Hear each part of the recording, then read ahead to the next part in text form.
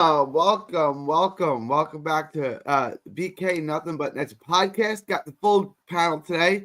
Got John from Everything BK Nets, John, and of course, my co-host Dylan, who's thrilled that the Nets haven't lost in almost a week now. So should be a good show. Is the tank back on? Is the tank off? That's what we're going to get into. But first, let's start with the obvious All-Star Weekend. Nets were represented by Cam Johnson in the three-point contest. Everyone's favorite Brooklyn Net. Everyone is glad that he's still a member of the Brooklyn Nets after the tumultuous trade deadline. I don't get moved by All-Star Weekend at all. Like, it doesn't move the needle for me at all anymore. LB wants it. I'll send him a link. Before we get to that, John, Dylan, you guys can start. What were your thoughts on Cam Johnson's performance, your favorite net, Cam Johnson, and the All-Star Weekend as a whole?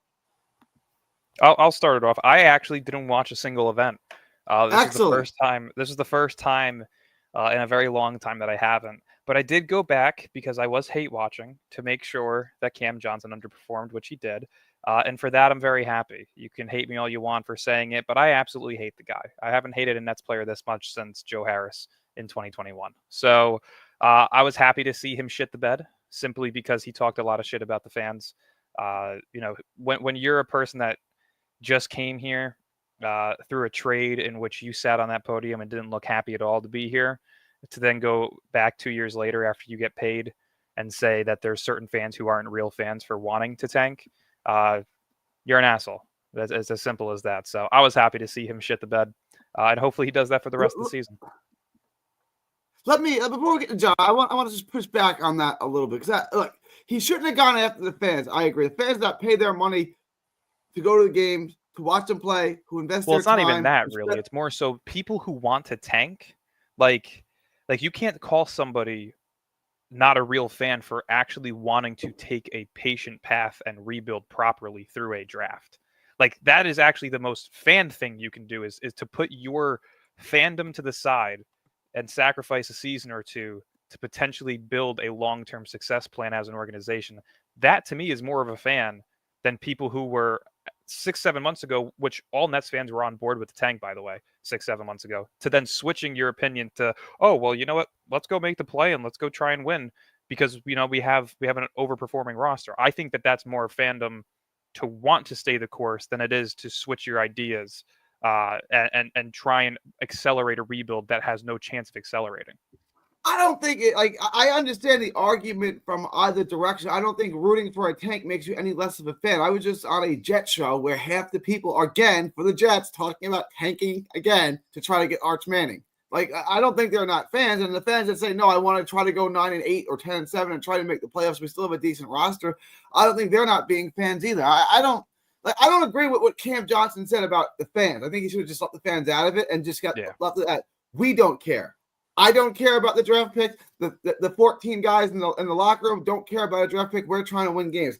That, I think, is understandable. Once he went after the fans, I don't think he should have done that. I think that was wrong. I think I would definitely say you and LBL, who's going to join us shortly, and John are all Net fans, and you guys are all big tank guys. I wouldn't question it.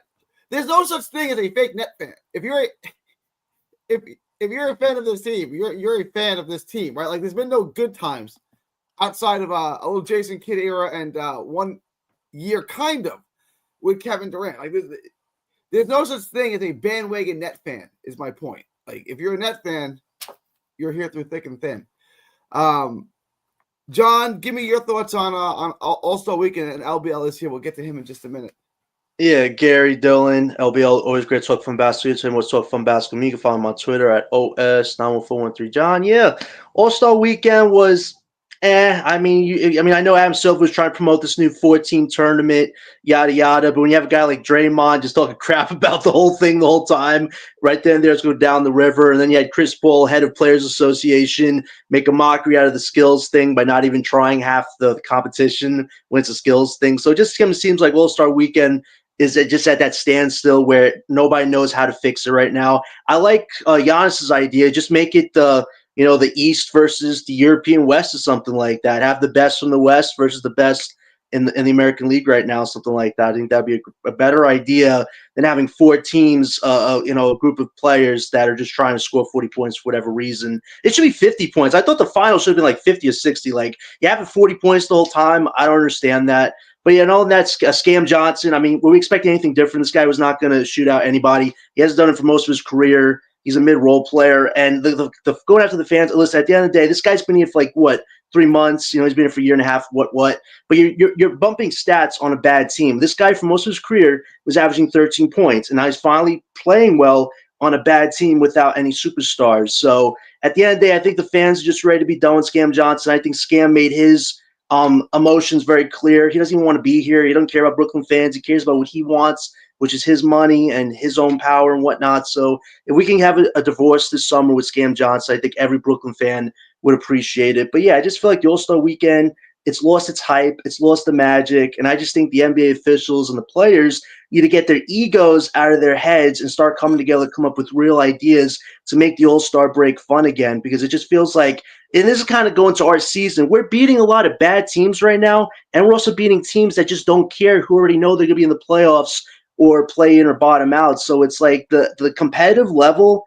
has definitely gone away the last few years in the NBA. So just like Dylan said, we shouldn't read into this. Listen, at the end of the day, this is a fun team, but it's not a team that's going to be here 3 to 4 years. It's made up of a bunch of guys fighting for their lives right now. We need a real team and a real structure, and that's what the Brooklyn fans want, Scam Johnson. We don't want parody anymore. We don't want to be a joke. We want to be a legit team that has a culture and a foundation, and guys like you are the reason why we're not going to get there right now.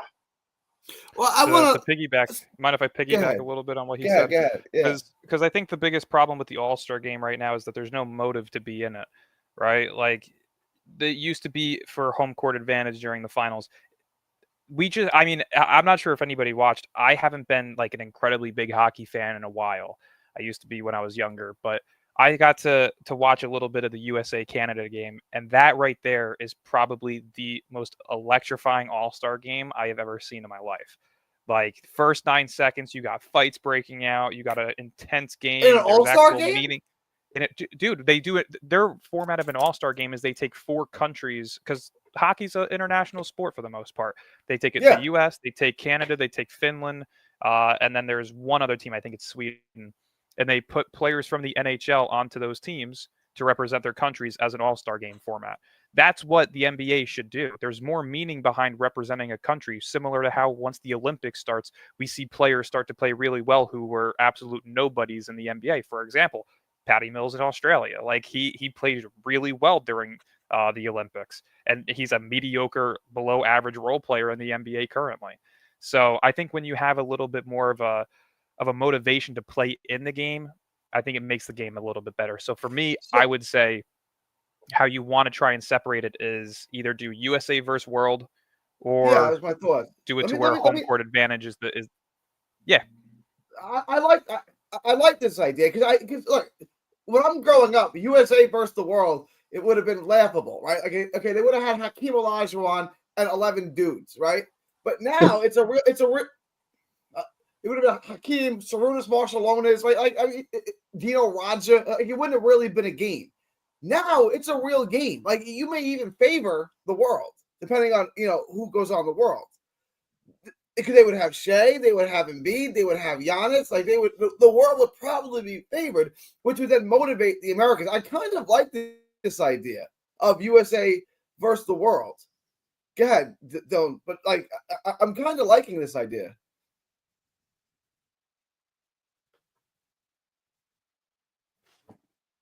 Dylan, you're muted.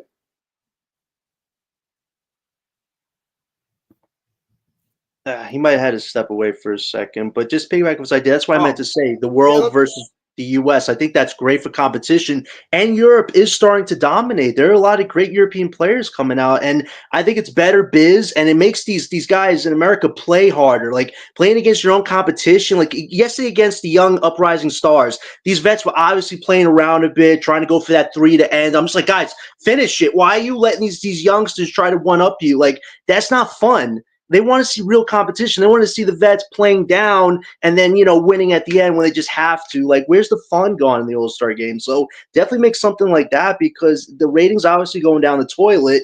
And it's just, where's the fun gone in the All-Star game? Like, what was fun yesterday was that young teenager winning $100,000 shooting a logo three. Now that was fun. Other than that, the players, they just don't want to be there. And then LeBron James, this wasn't mentioned, Gary. He didn't play the All-Star game last night. It wasn't a replacement for him. Like, shouldn't you tell the NBA owner, Adam Silver, that, hey, I can't play. I'm LeBron James, but I can't play. I'll give my spot to, a Norman Powell or somebody. But no, like, that's what's horrible, is that some of these guys didn't even show up last night to play. Like, as a fan that goes there to see these guys play a special event of the year, and they can't, and they're not going to play. Like, it's just, there's something really going on there. Whether it's the Players Association, the owners, they got their egos so far up here that they just don't care about showing up when it matters most. And it definitely has to change, for real. I want to bring LBL in. LBL, I want your thoughts on a couple of things. I want to talk to you for a minute here. First, how's it going, LBL? How was your weekend? All right. I'm off today, so I'm here. Go ahead. Good. I want your thoughts on a couple of things. First, All-Star Weekend in general, and then Dylan's idea on USA versus the world, which I kind of like. Give me your thoughts on those two things, and I want to circle back with you and talk to you about Cam Johnson for a while. Yeah, mostly when it comes to the All-Star game, I think I tuned in for the last bit of the dunk contest, but I didn't really watch hardly any of the competition. I did see the highlights of Chris Paul's fiasco. Please don't bring my guy Wemby into your madness. But anyway, and then I did watch the game yesterday. I did watch all three games, but and then just looking at it, the way it was stacked, it was like, what was the prerequisite for Shaq's team? They had to be headed to the Hall of Fame or something? Because, if LeBron would have played, he would have played with KD, with Curry, and all of them. It's just like a stacked lineup, right? But and then on top of that, I would say, when we say that the U.S. versus the world, I was not. I don't know if I'm a fan of it yet, because only because when we get guys like Embiid, who actually played for the USA, right? Yeah, who would Embiid play for, right? Because you could play, technically, he could play for either team. He could play for the USA or the world, because he's a US. And that kind of bothers me. And even my all-time favorite player, Hakeem Olajuwon, when he made the Dream Team 2, I'm like, come on, man, go play for Nigeria, man. But like, you become a U.S. citizen, and you have the right. Yeah, I'm not trying to get personal here, but like, my mom is an immigrant, and she came here from Italy. And when she became a citizen, she was still like, I think she just graduated high school, but it meant a lot to her. Like, she was an American now. You know what I'm saying? And that meant a lot to her. I got you. And my mom is Canadian, so I and she's still not a citizen, but unless you include that as the 51st state. But but other than that, but I get what you're saying. But the thing is with the world is, it could be, but then it would probably take away from the Olympics a little bit. You know what I mean? Because then guys probably wouldn't be as incentivized to to try to to bust their hump to play during their off time, if they know, hey, we just beat them or we just played them, in All-Star game every year. So, but I would say one other thing is, I don't know if Jonathan noticed, but Ant-Man didn't play either. He was another late pullout. So with these guys, with him and LeBron, I guess the selfless thing would have been to just tell them ahead of time, so that then they could have gotten a replacement player. Yeah, you still get all the bonuses and everything if you can't play in the All-Star game, right? And what you do is someone else now gets that bonus too, right? So a lot of people have, like it's. So that was denied 2 players because of that, Exactly. So that, so I don't know. And, for some reason, I feel like it's connected a little bit. Like, I don't know who Anthony Edwards' management is, but I feel like ever since the Olympics, he's been heavily influenced by those 3 guys that were on Shaq's team. LeBron, Curry, and KD. Like they have some little thing going, and I feel like because ever since then he's been changing up his game where he's like, I'm gonna shoot all of these threes and I'm not gonna go hard and everything. I wanted to ask you about that real quick. Now that we're on the subject, it's a little off topic, but since is Ant going to demand a trade in the offseason if Minnesota is either misses the playoffs, which is possible, or is a first round exit, they lose 4 or 5 games? Is he going to demand a trade? Because it happens every offseason. Some star demands out. Well, I guess it depends on when his contract is up. Like when is he due for the max, coming off of his thing? Did he get it already? I don't think so. Right? Yeah, he got it. I think he's in year 2 of his contract. His big contract that he signed with them. So he'd be on year 3, so I think. His contract runs through 28-29. He's making 40. Yeah, it goes up every year, but it's 42 this year, 45, 48, 52, 55. So he's making that. He's making that Cade Cunningham type money. Yeah. Yeah, but it should be a little better since he was already, hasn't he been all NBA? Yes. It's 5 years, 244. So it's about 50 million a year. It's a lot more. It runs through 28-29. Yeah. And then he'll be a free agent after that. But I think that hasn't mattered. People have X'd out regardless of where they found their contract. Kevin Durant. I agree with you, but that's what I would. The reason I was asking was because he would wait to get the money and then go. So, but now that you say he's in his second year of it, he's going to demand a trade for sure, because that's what these guys do. And they're going to tell him. They're going to tell him, Minnesota is a horrible place to play. Nobody wants to go there and blah blah. They're going to do the whole KG thing on him all over again. And I got to say, do the Nets have a package for him? Would the Nets, who would have the money, would they have a package for him? And this is like where Cam Johnson kind of plays a role. I don't think we have a package for him unless we get one of those picks, and one of those picks is included. Because I think that when you're trading a Anthony Edwards, they're going to want either a young star back or a potential star. And Cam Johnson and Cam Thomas together, and Nick Claxton, all 3 of them put together don't make up for one Ant. I was going to say Cam Johnson, Cam Thomas, and then 4 draft picks.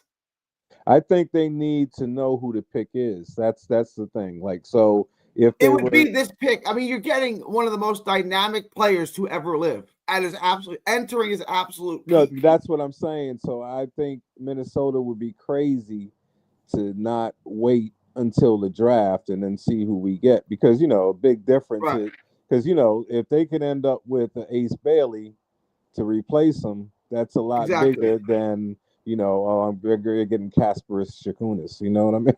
It's not the same. I agree. But just real quick, is Dylan back yet? Dylan, you back yet? No. Okay.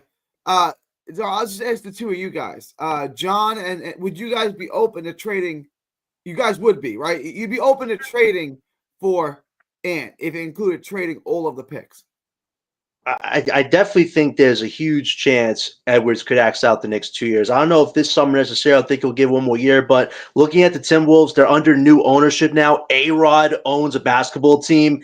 And, his past, I don't know if a lot of players want to associate themselves with a guy who was part of one of the biggest MLB scandals in MLB history. So but he's likable now. A-Rod's likable. He was toxic for a while, but he's done such a good job.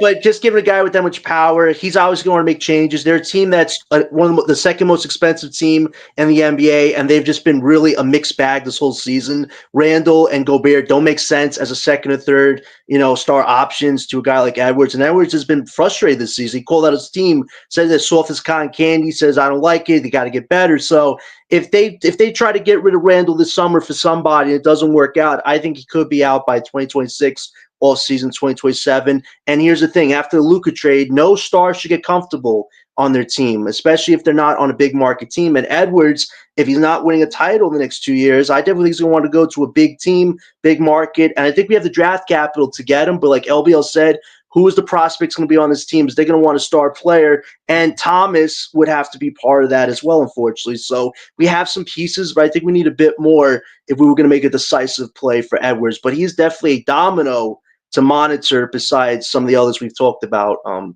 last few weeks. But Edwards would be the biggest one, no doubt. How about you, LBL? You're an advocate of the draft picks. You would be okay with trading those picks for Ant-Man, correct? 25-year-old Ant-Man? I think that it depends on who it is. It would be incorrect. Ace or Cooper, whoever we get. No, I'm saying, okay. Ace or Cooper, I wouldn't do it. Ooh. I would rather have Cooper or Ace, to be honest with you. Wow.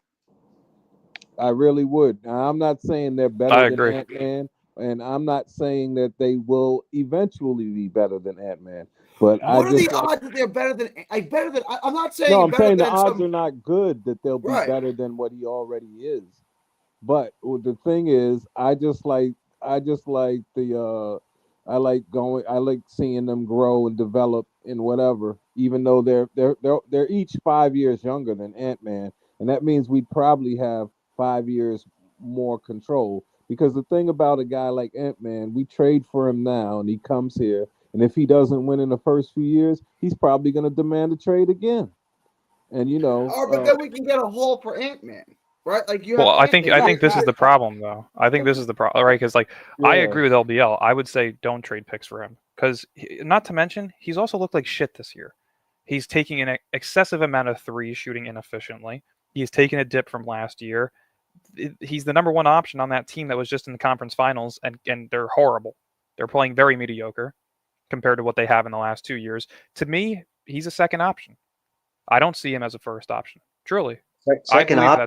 That's Dylan, he's got Rudy Gobert and Wait, Dylan. He's got Rudy and Randall, though, man. They got two really bad co-stars. I can't just say that. Let's be honest. Rudy Gobert is still one of the top defenders in the league at the big man position. Julius Randle can stretch out the floor. They got Dante DiVincenzo on that team, who was playing solid until he got hurt. Right? They have Mike Conley. They have Rob Dillingham. They have Jaden McDaniels on a $25 million deal, who's one of the best defenders. They have players, and they're losing. It's a good roster. It is. It's a very solid Julius roster. Randle in the playoffs. I think he's a horrible postseason player because he thrives on mismatches and he thrives on cooking either slow fives don't play in the playoffs or bullying fours. And once but go ahead. He's a good regular season player. Dylan makes it right. Their roster's not bad. Yeah, my thing, right, and I'm going to get a lot of shit for this, but to me, Anthony Edwards is what Jaylen Brown would be on his own team, if I'm being honest. Very similar play styles, very similar defensive abilities, very similar athleticism, very similar attitudes in terms of winning, but that's Anthony Edwards to me. He's like a 1B on a championship team. I don't think he can do it himself, especially the way that he plays the game currently. He's chucking up way too many threes. I mean, I've watched. Listen, I'm a gambler. I have watched this guy single-handedly on at least 9 of my slips this year put under 25 points on like tour date fucking shooting efficiencies. He's been horrible this year. Now. You mentioned Jaylen Brown, but Dylan, wasn't Jaylen Brown the best player on the Celtics championship team? Because Tatum kind of took a back seat to a guy. That tends to happen. I love Jaylen Brown. That tends to happen. But I'm talking about he was the MVP though. Brown was so like at the end of the day, I just think. But that's like saying Iguodala. It's like but Tatum has choked a lot more. I'm just saying that if you had a super co-star next to Edwards, I think Edwards is way better. And Towns, I think Towns was a great second star to Edwards because he was his shield. You take away his shield, Edwards does get exposed a lot more. And Rudy and Randle are horrible co-stars. Like if they don't improve from those two guys, there's no way Ant-Man could win a title on that team, realistically speaking. But it's not like they don't have offensive weapons either. They have Naz Reid. They have Rob Dillingham. They have Julius Randle. Dylan, they had Dante DiVincenzo. They have offensive Dylan, weapons. I don't think that it's not balanced though. I don't think that John is reading in between the lines. I think if you're leaning more towards like what I'm thinking is Anthony Edwards is a great player. But he's not necessarily a winning championship player. I completely agree. I mean, let's I don't listen. I don't agree with that either. I'm with Gary, man. Let me, Dylan, LBL. I wanted to ask you if you get the player for the rest of his NBA career. How many current players are you taking over Ant-Man? Because the list is very short. All right, I'm going to take Wemby. I'm going to take Tatum. Okay. I'm still going Joker to take still? Giannis. Giannis I would and still Joker? take Jokic. Yep, I Giannis still and take- Jokic. So that's I 4 would for me. take Luka over him too. I would take Luka I'm not over taking Anthony Luka Edwards. over him. No way.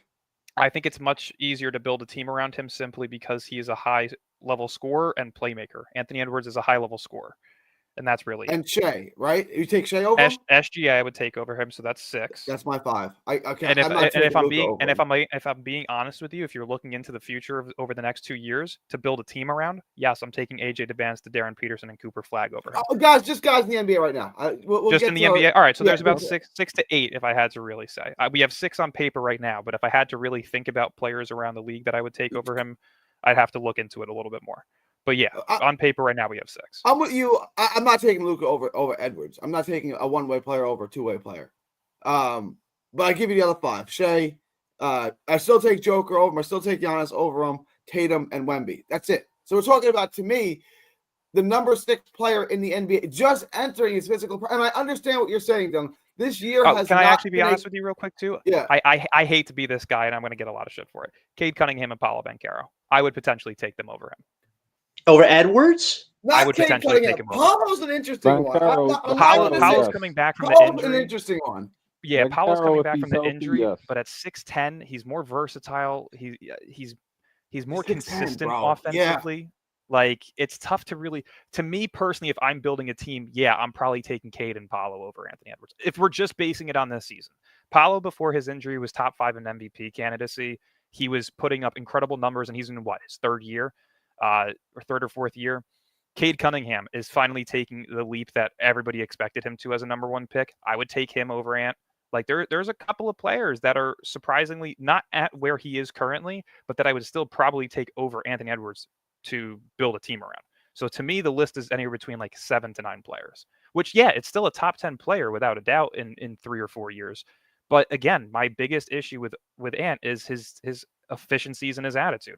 He's a shot checker. I love Cade. Cade's from my hood, right? I'm not taking Cade Cunningham, and I love Cade. I don't know, man. For me personally, it's tough. It's tough, right? Do you want a two-way player who can score and defend, or do you want a player offensively who can score and play make? That's where I think it really comes down to, like, as a number 1 option, who do you want that to be? For me, I think your best player on your team needs to be able to score at a high level and play make at a high level, because he's your number 1. He has to be able to do it all, right? Your number 2 is like your Jaylen Browns of the world. He can still score, but he can also defend. And that's where I see Anthony Edwards. On a championship team, I truly see Edwards as a 2. If they would have kept Towns this year, they could have won. I want LBL to get in, because LBL agreed that he wouldn't trade the pick. So I'm just wondering, the list we have that I agree with is Wemby, Tatum, the 2 older guys, not that they're old, Joker and Giannis, and then Shea for sure. Paolo is interesting to me. Where would you put Edwards as far as value? Get him for the rest of their career with Luka and Cade, because those are the 2 names that we're debating right now. How about I want LBL's thoughts on that? And is there anyone else you would take over him? I would definitely take Paolo over him as well, but It's an interesting one. But for me, there's certain signs about, like, Anthony Edwards. I'm not sure that, because you're looking at it just from pure like physical talent and some skills that he has, but I'm also looking at certain things where it doesn't bode well for him going into the future. He's very, very arrogant and cocky, and I'm not sure if that's something that translates in terms of he's one of the greatest basketball. He's one of the most talented basketball players to ever live. Like, let me jump in here for a sec, right? Because I think it's very interesting, the topic as a whole. When you look at Kevin Durant's career, he is one of the greatest players of all time, but he's never been able to accomplish anything unless if he's the number 2 on his team. Realistically, if you're going to put it that's at that, the whole right? debate. I agree with you that he was the number 2 on Golden State. There are a lot of people who would disagree with us. I agree with you. I'm with you on that. But because I was going to say, like there's not many players in this league that you can consider to be a number 1. There's 1 A's and 1 B's, yes. There's 2's, yes. But to really truly say that you're a solidified number 1 on your team, there's maybe 4 to 6 of those players in the league, right? But I believe Anthony Edwards last year in the playoffs beating Denver has proven that. I don't know that Cade or but we're Paolo seeing him now. but we're seeing him now with But a this is the similar Vince team to Carter what he thing. had Vince last Carter year. was the most dynamic player I'd seen enter the NBA, and then he got bored. He hated Toronto, and he started to suck. Kind of like Ant's doing right. Not that he sucked, but you can see his play drop. And then he got to the Nets, and he's playing with Kidd, and he was remotivated. And for a year and a half again, he was one of the premier players in the league. I think that's what you're seeing with Ant. I think Ant wants out. I don't think Ant's happy with the cap trade. I don't think he's happy in Minnesota, and I think he's giving it. I'm not saying it's okay. It's not. I think he's giving 80% effort. I do. And that's why he's shooting so many threes. Can I just add a little context too? His best friend, who considered brother, Karl-Anthony Towns, was traded last summer. At his knowledge, the organization made the move without even telling Anthony Edwards, and he's the superstar of their team. If management did that to me and I'm their star, I have to feel a certain way. You took away my main guy. We could have ran it back. Even if we were over the lugs, we could have ran it back and won a title. You took my shield away. Now you expect me to run this team with two horrible co-stars. Rudy Gobert is unplayable in the playoffs, and Julius Randle, like Gary says, this guy handles mismatches, but you can't handle those in the playoffs when you're Julius Randle. So you give him two crappy co-stars, and you're expecting him to duplicate what he did last year. It's an adjustment period. And Edwards has shown you he does have to mature. Dylan, I will agree with you. He has to mature, right? But like Gary says, if he's on a stacked team, this guy is bringing you to a title. So I think the Timberwolves shot themselves in the foot trading away Towns when they could have ran it back and won a title before they broke up the whole thing. They could have ran it back and they didn't. So this is the consequences. And Edwards is not adjusting the way that they want him to. And he has a right to feel a certain way about how it went down. But shouldn't he? But I'm saying nobody subjugates their game just because they're unhappy. I'm just saying, like, when you look at past real superstars, they don't stop being a dynamic player because they're unhappy. I mean, did Vince Carter? I'll be honest. Did Vince Carter? Did Vince Carter? No. Did Allen Iverson? No. Let me jump in here for a second. No, neither one did. I mean, Allen Iverson was still Allen Iverson.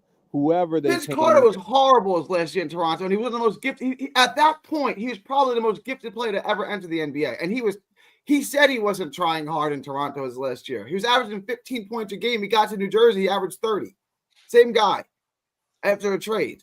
Nobody's doubting the fact that there are certain players that show frustrations within organizations and dip down in performance. And I'm going to say, I don't think you can compare the team. Vince Carter from other guys.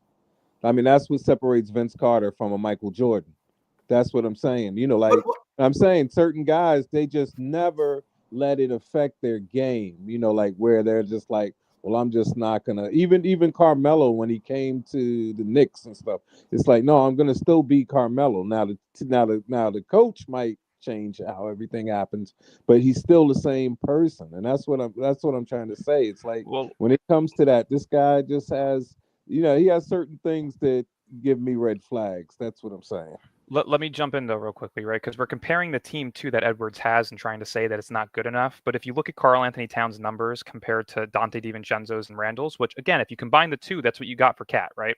So realistically, Randall's averaging 19.7 rebounds, 4.5 assists. Dante DiVincenzo, before he went out for this season, 11 points, 3.7 rebounds, 3.6 assists, right? So you're telling me that two players that you got for one are combining roughly 29 points a game. That's what I'm looking at. The scoring is still there. Karl-Anthony Towns in his last year with Minnesota averaged 21.8 points, 8.3 rebounds, and 3 assists. He's having the best season of his career probably in New York, averaging a career high in rebounds. And he's having his fourth most highest points per game scoring season.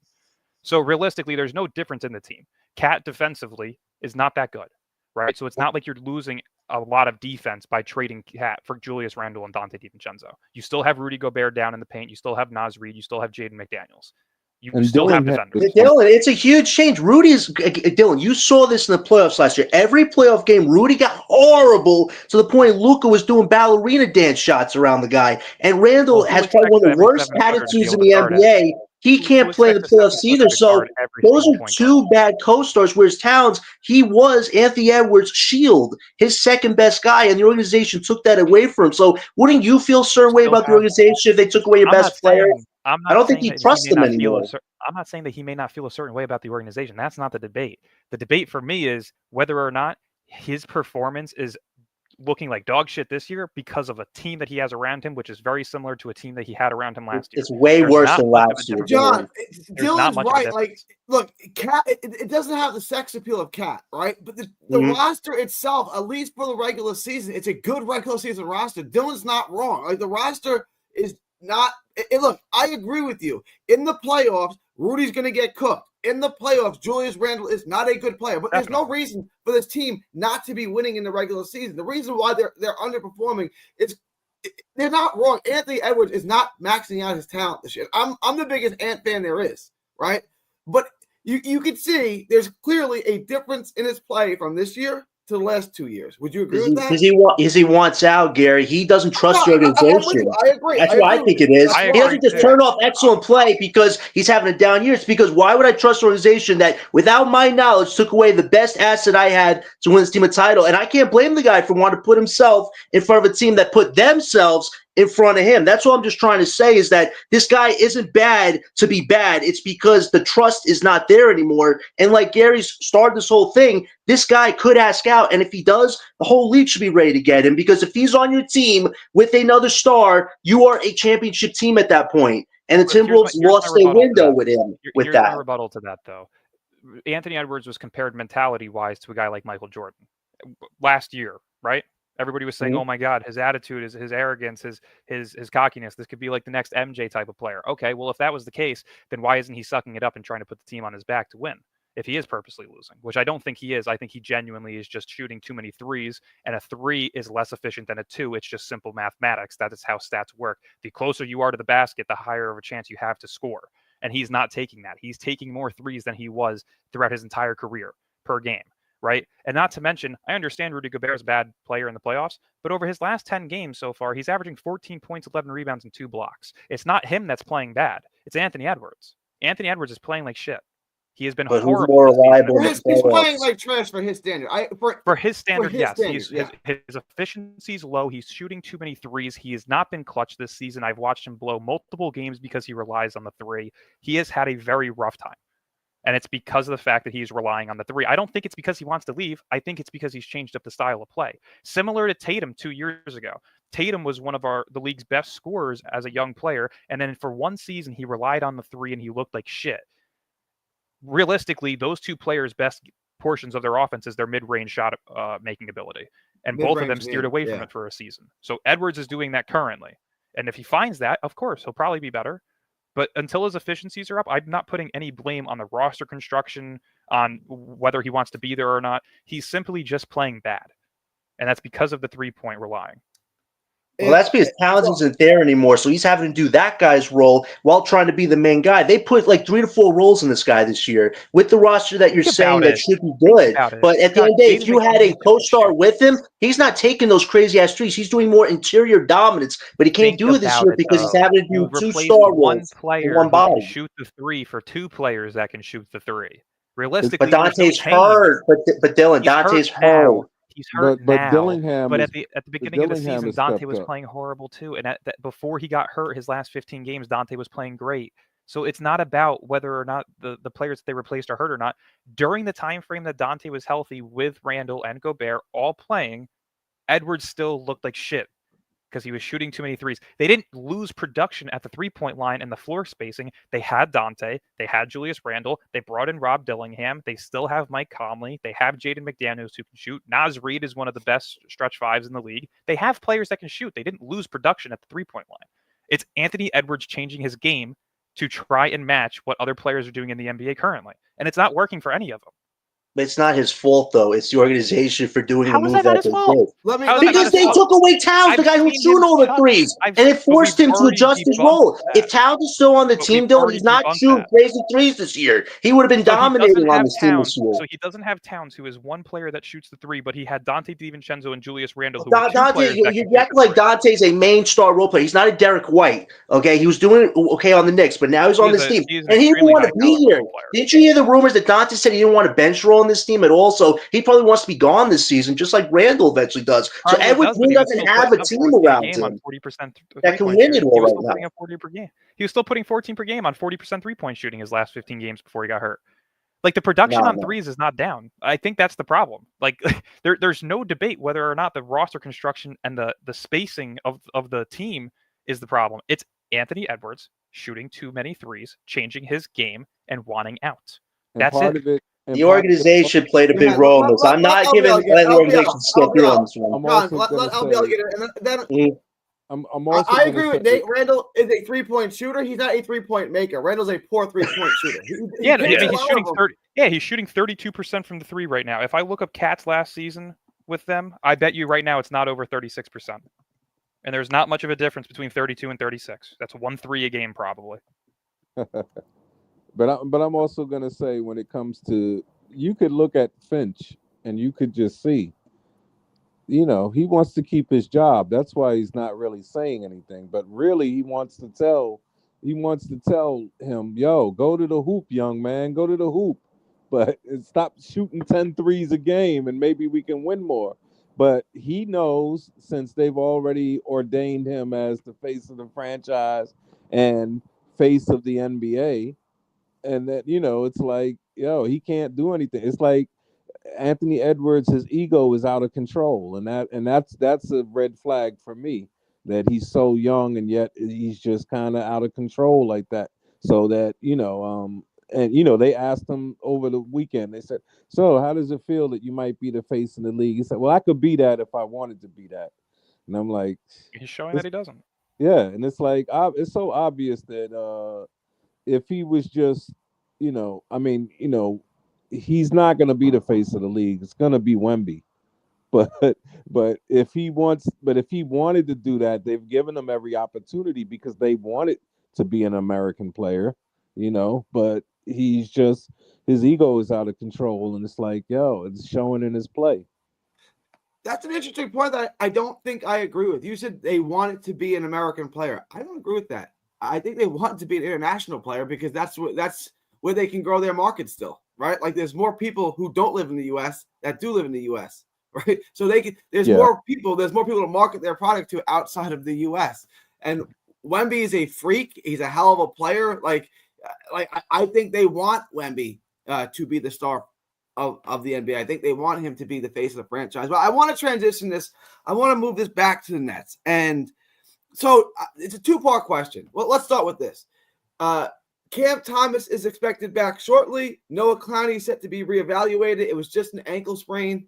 Not expected to be out too long. What do you guys expect in the second half of this season? And I'll start with you, Dylan, from Cam Thomas and Noah Clowney.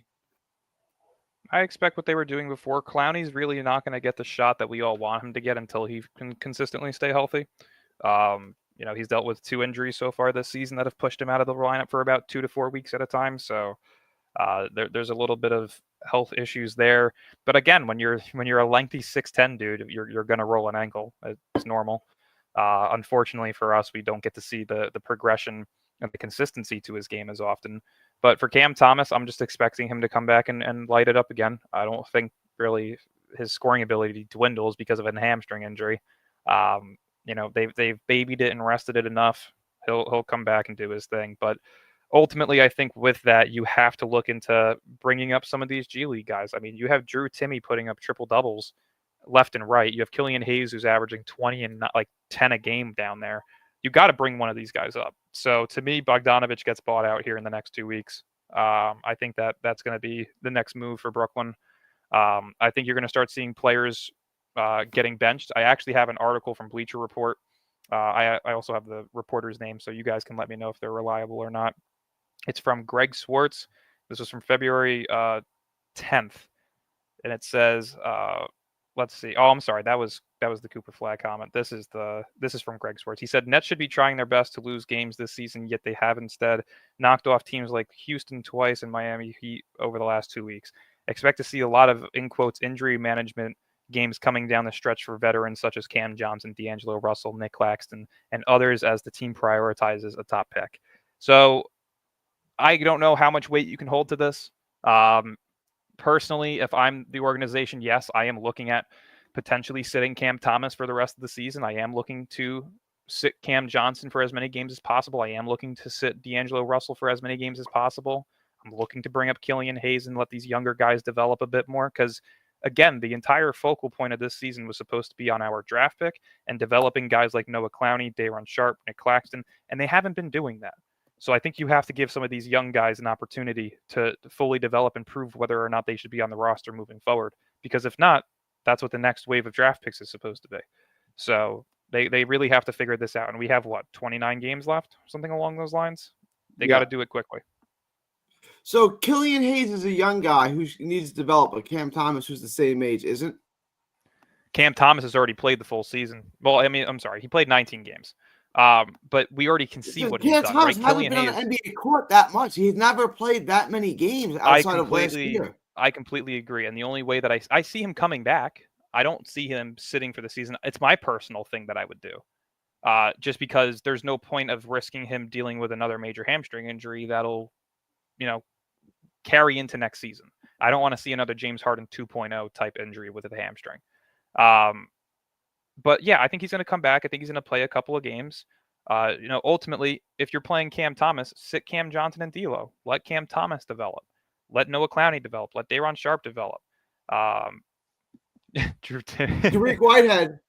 I do want to see Dariq Whitehead. Is someone I want to see. Yeah, I do want to see Dariq Whitehead for a while. But that's what I'm saying. There's so many young guys in the roster. You have Cam Thomas, you have Dariq Whitehead, you have Killian Hayes.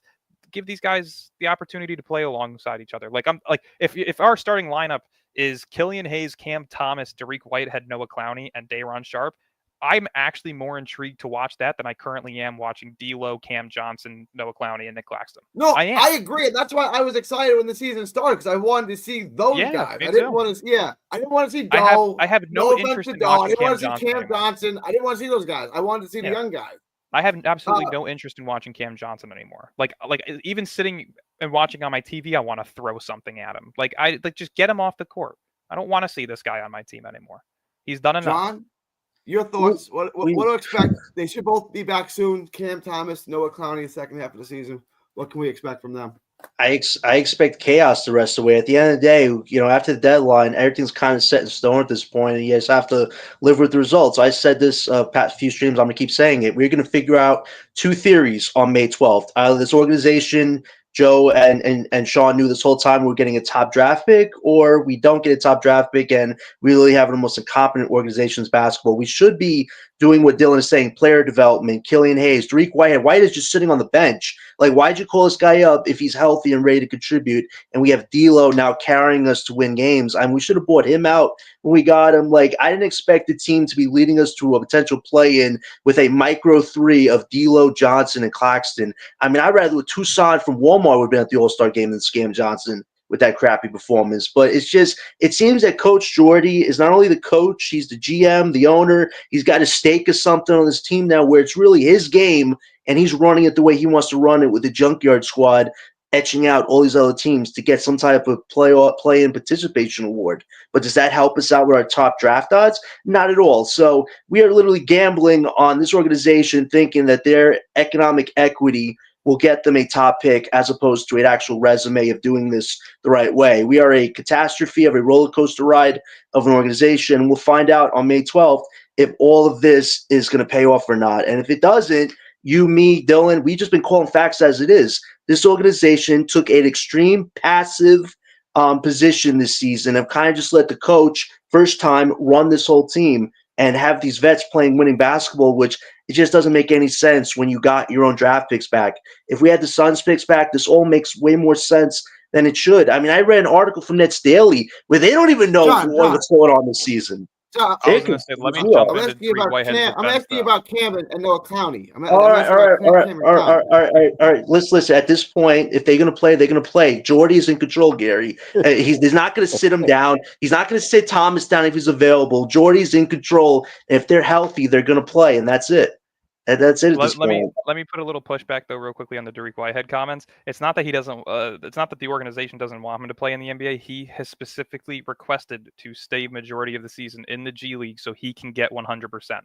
He dealt with major injuries. He didn't feel like he was fully 100% to play at the NBA level, and he wanted to get back to a confidence level in the G League that he can come up and play at the NBA level. That's all that is. He's not ready to play. He's ready. It's just he wants to wait until he is fully confident in his athleticism before he comes back. The shot's back. The defensive ability is back. It's just the athleticism that he still feels is something that needs to be rehabbed a bit more, and that's all he's doing in the G League. So it's not that he's not ready.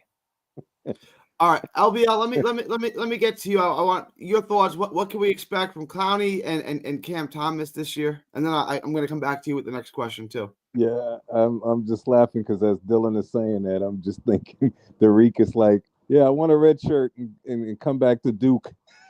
Then Cooper will stay in and we'll win a Pretty chip. much, yeah. But as far as and that's another thing.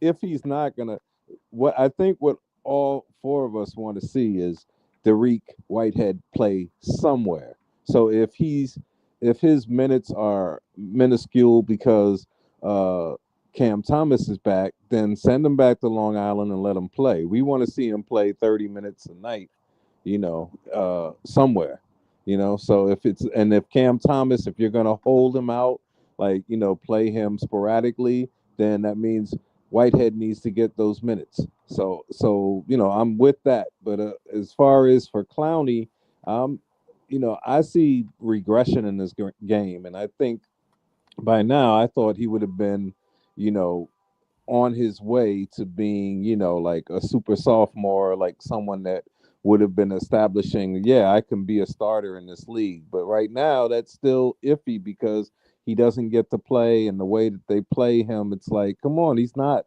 a freaking spot up 3-point shooter. Let him get his feet wet in the paint and let's see what he can do, and let's play him a lot, and then sometimes they were even playing him at the 5 where, because he's still not strong enough, he was overmatched. So I would just like to see, now if you're asking me about, going forward, I want to see all the young guys play too. So I want Killian Hayes signed. I thought there was a time when Sean Marks used to do like NBA Players League, the NBA Players Union a favor and say, you know what, I'm gonna buy this guy out so he could join a playoff team. And I thought that's what he was gonna do with D'Lo. I thought if he was gonna say, because I know some guys in the back of their mind they're thinking, well, maybe D'Lo could be that bridge. We could re-sign him cheap for next year. And I'm like, I don't think he'll take any money. I think if we do that, if we were to try to do that, like let him play out this string and then say, okay, we're going to bring him back, we're not going to be able to afford what he thinks he's worth. So if that's the case, I'd rather just buy him out now and let him join a team that might want him for the playoff run or for the postseason, and then you look good to other players. The same thing that he should do with Bogey, and then let's go. Let's let the young guys play, because Killian Hayes has proven that he's he's too much for the G League. So now let's see if he's good enough to play in the NBA. I'm not saying he is. I'm just saying let's find out. Let me bring the next question to you. I'm gonna pull everything up right now. While you do that too, just to go back on something that LBL said, right, with Noah Clowney's progression. Like if you really look at the style of play between him and Day'Ron Sharpe together, I truly do believe it could be something similar to a Jared Allen, Evan Mobley. Like you have a guy who can rebound highly, who can play down low in the paint. Mobley, who can stretch out the floor, defensively is very, very versatile and can shoot the 3. Like that is what I exactly see with Noah Clowney, is like an Evan Mobley comparison, if he is to ever reach a ceiling, right? So, what's disappointing to me in terms of that comparison, and I know they were definitely picked at different parts of the draft, yeah. But one of the things that's disappointing to me is how can we have such a good low post player like Juwan Howard as a coach, and this guy's learning nothing in the post. It's like, so he's my only thing behind that, in the post. Yeah, my only thing behind that, right, is if you look at Noah Clowney in college, he had that to his game, and it hasn't disappeared. It's more so that his shooting percentage in college was extremely low.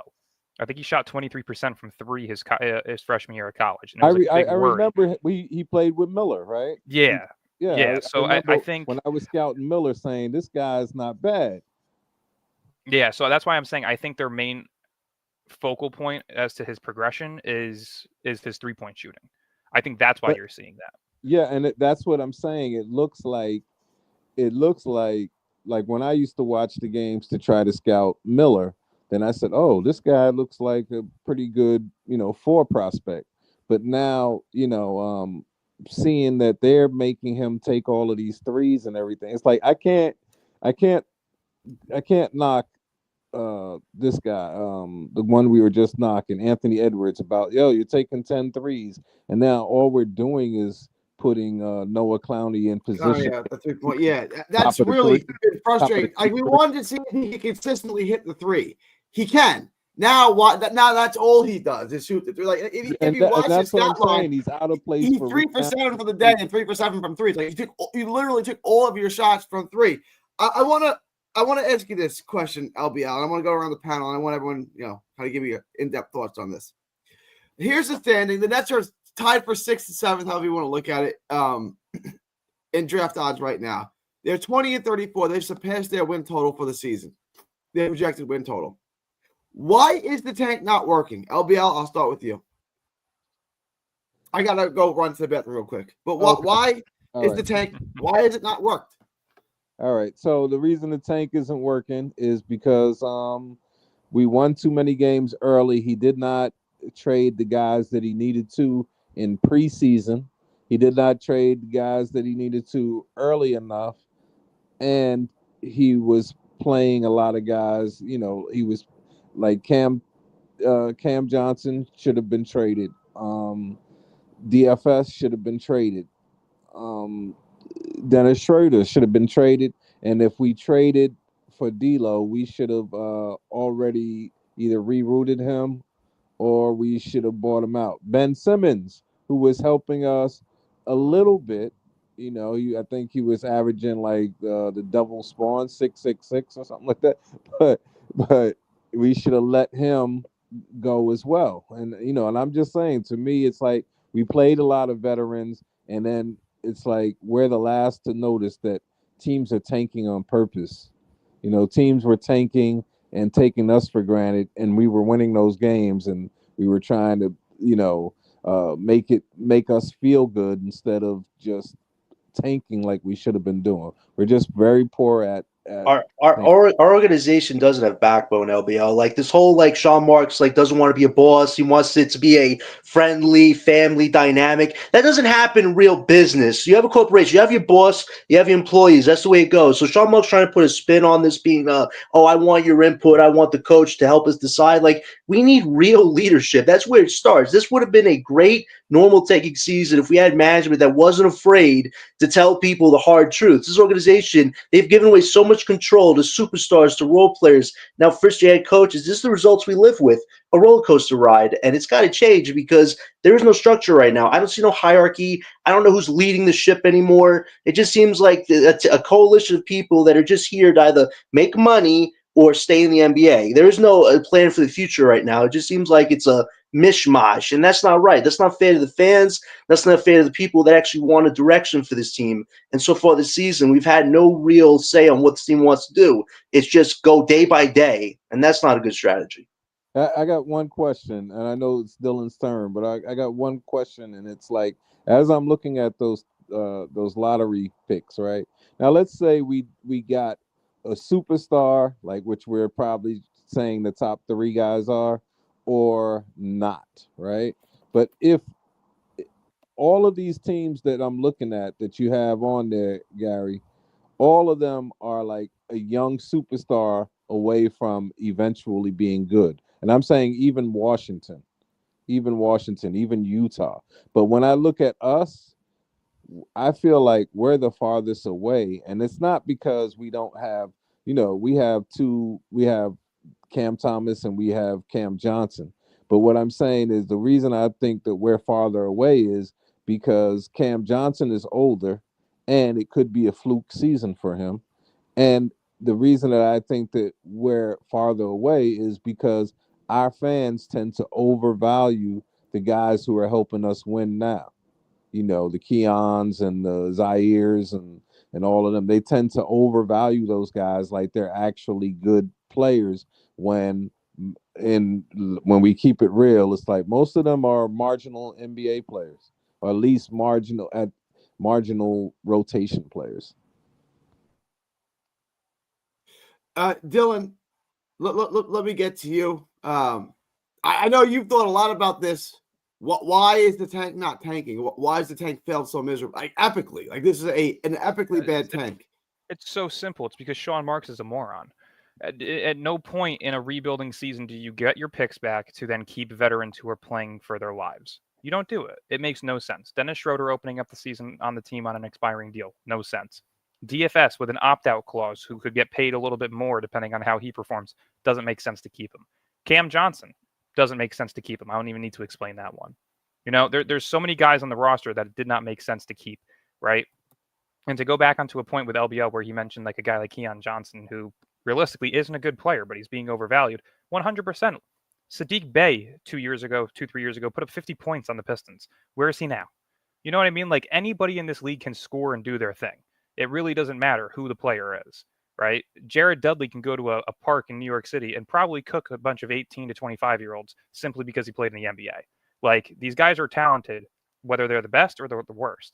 So you have to put the right roster around them, though, if you want to take the tank seriously. And Sean Marks didn't do that from start to finish. Marks is the obvious, like I don't want to say scapegoat here, but yeah, he's obviously missed that. Yeah, there you go. He is just a cancer that keeps reoccurring. Year after year, he finds a way to fuck our organization. To be fair, we had a stretch where we went 2-15 right before we won the 6 out of 7. And that's when it should have been taken seriously, right? That was your key example as to, okay, let me move on from Cam Johnson. He's at his highest value. Let me field offers for Nick Claxton and see what I can get for him, because the Lakers were interested. So it's not like they didn't have opportunities to gain assets and move on from these guys. This way you can invest in the tank. He simply held off from it because he has guys that he's built relationships with. And that's his problem. He overvalues role players. Agreed. He doesn't know how to assess the value of a roster. I want to bring in Cam Johnson's biggest fan, BKNY. First, BK, what's going on? Tell us about your podcast. Tell us where we can find you, and then why has the tank this year not worked? Why has this been an bad tank? Yeah, you can follow me on Twitter, BKNY Hoops, and YouTube, BKNY Hoops. And to get to your question, just you have guys right now that's fighting for their NBA lives or new contracts. I mean, D'Angelo Russell, he's looking. Now he has an option, but he's probably looking for more of a long-term deal. Zion Williams. I mean, all these guys are looking to actually, stay in the NBA, and there's potential big man replacements coming in. When you talk about Day'Ron Sharpe and Noah Clowney, like there's a lot of guys in the draft that I'm gonna look at, in the next couple of weeks who can probably potentially replace Clowney and Day'Ron Sharpe. So, all these guys are actually playing hard, and then the teams that we're facing a lot of tanking teams too. And it seems like the tanking teams are like kind of pulling their best players. We did beat Houston 2 in a row. Like we swept Houston. Like, how's that possible, though, BK? Guys are playing hard. They're playing hard. If you're playing hard, you're going to be in games, and even if it's against a really, really, really good team. And I think the first time Houston didn't really come out. They wasn't really playing hard, And the second time is it seems like the Nets are playing hard. You can't go like ISO-centric. You got to move the basketball. You got to play as a team, really, to actually beat a team like the Nets, though. So Houston didn't actually do that, So it's just a lot of combination of things. It's just, to me, it's guys playing hard. And they're fighting for their NBA lives, man. Because we got like 4 picks in the first round. This year is this draft. If the Nets don't make any kind of trade for Giannis or something like that, which is like I'm hearing a lot of talk about that. So yeah, there's guys that's potentially going to be replaced, man. And if it doesn't work out for like Zaire Williams, I mean, who else is going to really pick him up though? You know, actually, Well, some teams Zaire's will a pick guy him that's up. probably coming back. Yeah, he's probably Zaire's coming gonna- back. Zaire's probably going to Yeah. get like a 2-3 year team option deal. The other guys like the pretty solid. Tyrese Martins, like all the other like Yeah, they'll probably give Tyrese a contract. Tucson's on a 2-year, two-way deal, so we don't even have to actually go out of our way to give him a contract. Right. He's still stuck with us Yeah. next year on a two-way deal, so he can play in the G League and in the NBA. But that's yeah, why but I'm he saying, wants to like, he this wants to get a season, right? spot though. Like these guys are competing for like spots, and they Yeah, just no, don't. definitely. Yeah, They compete for their NBA lives, all of them. Exactly. Yeah. And I think, and and, again, that's the biggest problem, right? Like when you're BK. looking at these teams in the NBA who are tanking, right? Washington, you guys, they have the guys on their team who are solidified and paid, like Jordan Poole, right? They don't care what's going on right now because they know they're on a shit team, right? Look at Utah, Larry Markkinen. He says that he doesn't like to tank, but he sits out every other game because he's getting paid 35+ million. You know, there's guys that are secure when we have guys who are not. And opening up a season with an expiring contract like Zaire Williams, an expiring contract like Dennis Schroeder, an expiring contract like DFS, Cam Johnson, who's got an ego on him, like it's not good roster. You also, building. Dylan, you also got to look at Jody Fernandez, man. He's coaching to win, right? His mindset, he's wired, like he wants to like cement his legacy as a coach in the NBA. He doesn't want to be seen as a losing coach. And let's say if it doesn't work out for the Nets, right? He wants to probably go somewhere else and coach. But if you have a losing record, I mean, the probability of that happening is really small, man. You're right. Yeah, 100%. yeah. Coaching, Right, and he but- got hired on a team that was looking to win. He got hired when they still had Bridges. They hadn't made the Bridges trade yet. And the thought was they were going to bring in try to bring in an all-star to play with Bridges. And that was the team he was going to coach. Then they trade Bridges, which you had to. And now the whole thing got turned upside down. But Jordy never signed up for the tank, to be fair. He signed up to coach the team that he was trying to get into the play. Exactly. Yeah. But real quickly though, right? Because and here I may be a little biased when it comes to coaching because I truly don't believe there is a single coach who wins you games on a daily basis. Like coaching's important, but if you look at every championship team, the players are always more talented than the coach, right? Eric Spoelstra and Greg Popovich are the two best coaches in basketball, yet they have not won a thing without Tim Duncan, Kawhi Leonard, LeBron James, right? Sure. They haven't done anything. So to me, right, you can start off your first year and you can do great. Look at Will Hardy with Utah. In a year that they were projected to be the worst team, they were at like 22 wins by All-Star break, and then they fell off, right? I can see something similar like that happening with Jordy. It's not that he's not a good coach. It's just when you come in with a new game plan and a new scheme for a brand new team, not many players know how to guard that. Not many teams know how to defend against that or to build an offense around it. So is he doing his part as a coach? 100%. But at the same time, these other teams around the league are also learning his system and trying to find ways to beat that system. So they're just playing hard. I mean, if you play hard, you know, even against the top teams in the NBA, right? You'll be in games. You'll be like, you know, like 4 points, 6 point, like a 4 possessions away. It's just a matter that you don't have those guys that can actually close a game out, right? You know, so that's we the problem. saw this when they blew all those leads during that collapse. They had like 20-point leads against Orlando and blew it. They had a 20-point lead against Milwaukee and they won by 1, right? Because they hit some free throws. Because they don't have anyone who can close the games. I agree. But like the other half of that is BK, during this 7-game winning, or 6 or 7, they're letting up 95 points a game. It's not 2004. How are they doing that? 95 points a game is what they're letting up. That's insane in today's NBA. They're just playing hard. You got guys that are really, really playing hard, man. That's the main thing. It's just playing really, really hard. You know, and then they buy into what Jody Fernandez is preaching. I mean, they listening to him, and you would figure like you would have so many guys kind of like fighting for like their NBA lives. You would have guys trying to do too much, right? Like you have Zaire Williams, you know, trying to like score unnecessarily, try to put up extra shots, like try to force shots. But no, I mean, Jody Fernandez actually has these guys playing as a unit, right? They're moving the basketball, they're making the right decisions, and they listening to him. So, I mean, like I was saying a couple of months ago, you got to find. Why do you just think keep Kevin Ollie then? I don't understand. Like, why hire Jody Fernandez when you know you're going to tank, right? I just don't understand why you just didn't keep him. Because when they hired him, they weren't tanking it. They weren't tanking until they made the Bridges trade. So when they Yeah. hired Jordy, Bridges was still here. I want to bring John back. And John, you've been quiet, which is unusual, but I want to get your take on this. I got the standings up. The Nets are a game and a half out of the play-in, and they're not even close to catching the bottom dwelling teams in the East. Listen, we have to live with. Let me ask my question.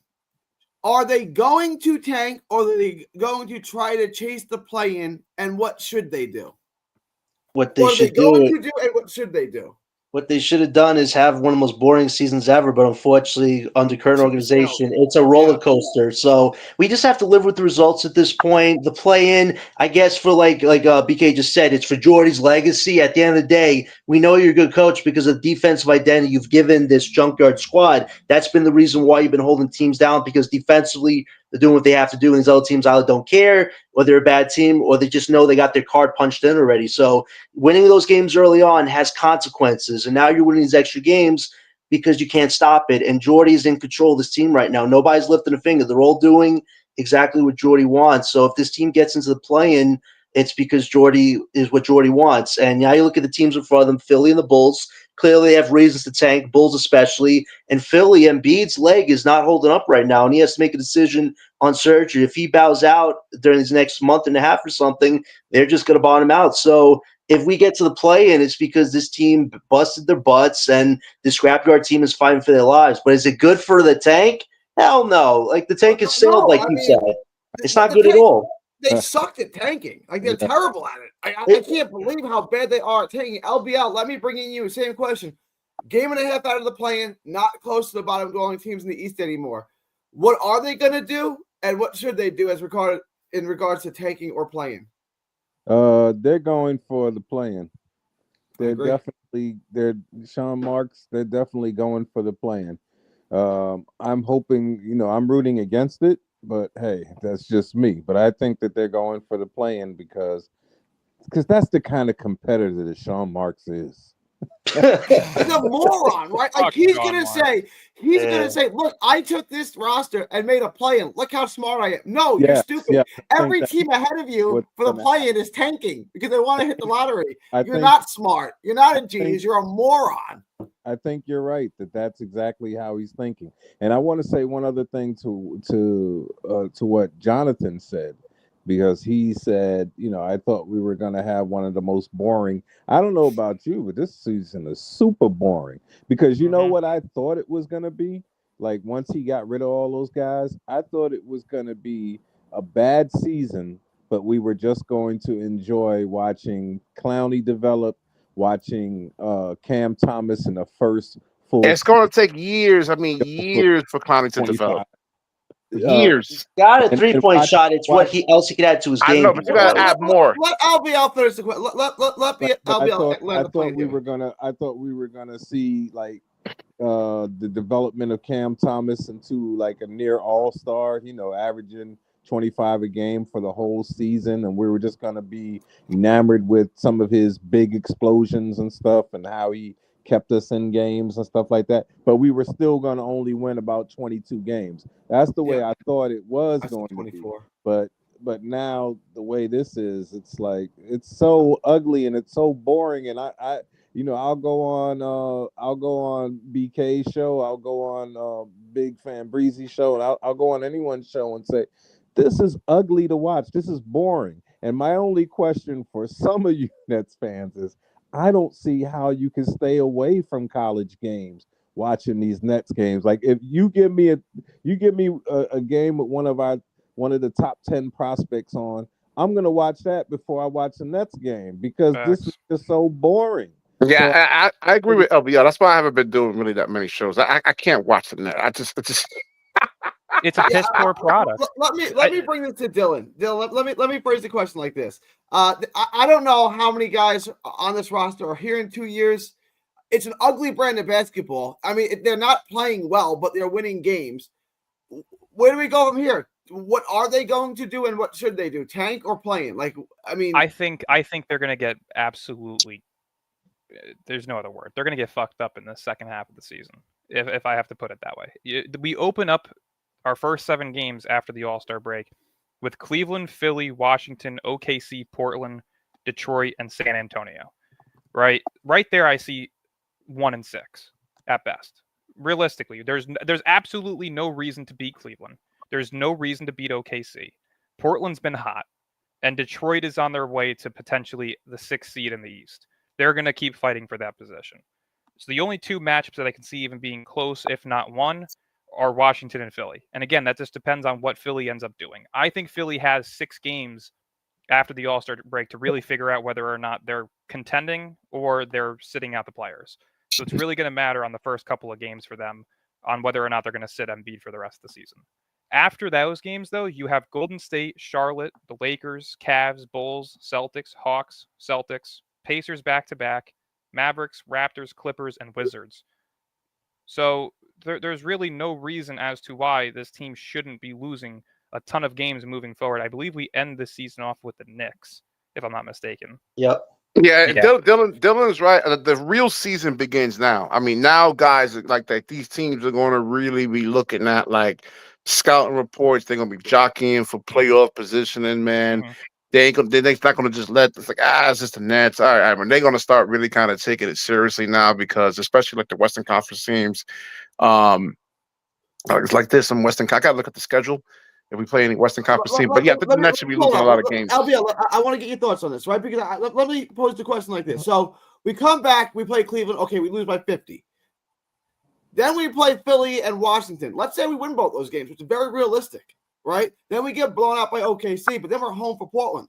We could realistically go 3-2. At that point, we probably caught Chicago, right? If we go 3-2 for the next 5, we probably caught Chicago. Yeah. Who Chicago has? And then Gary. Yeah, I'll gotta pull look up the at that. schedule. I was going Yeah. to say, while you're looking that up, we have 28 games left, and based on what I'm looking at, there's no reason that they should not lose 20 games. Right? I'm going to go Now, from are top you to We've bottom. been including- saying this all year. And it just hasn't I happened. understand I that, agree with you. but Dylan, based are on the you report too including- about Dylan, are you I'm basing including it on the teams report below that us? Are you including the teams that are below us in the record? well, I have us beating them.